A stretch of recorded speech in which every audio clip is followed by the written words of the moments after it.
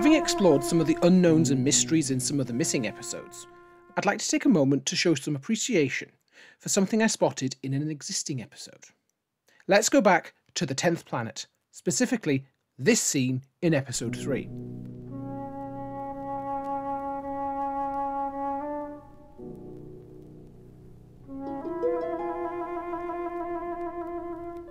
While watching this scene, alongside reading the camera script, I started to wonder, how did they get that shot of Ben in the ventilation shaft?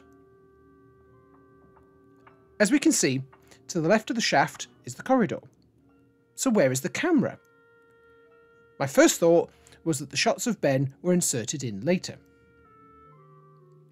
Not so according to the camera script. There had been a recording break just before the start of this scene in the silo, allowing Michael Craze to get into position, but from this point on, there is one continuous take and no extra material has been edited in. How this was done was very simple, but also very clever, and a great example of the choreography going on behind the scenes. According to the camera script, there are 2 cameras recording this scene, cameras number 1 and 2. Camera 1 is positioned inside the silo, pointing towards the shaft cover. Camera 2 is out in the corridor, just out of shot. The set has been designed so that there is no wall in the ventilation shaft between Ben and the corridor. This is allowing camera 2 to get the shots of Ben. The scene starts with camera 1 pointing at the ventilation grill as Ben arrives. We pull back, revealing the rest of the silo set and the technician inside.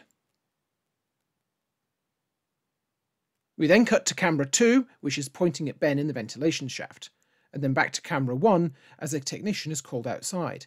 In the meantime, camera 2 is re-angling to take its next shot, which is of Barclay and the scientists in the corridor. We go back to camera 1 while camera 2 repositions to point at the ventilation shaft for the final shot of the scene of Ben preparing to emerge.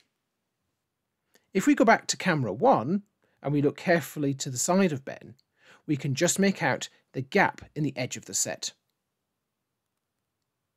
In a later scene, when Cutler arrives outside the silo, camera 2 is positioned slightly incorrectly, revealing the gap at the top of the set.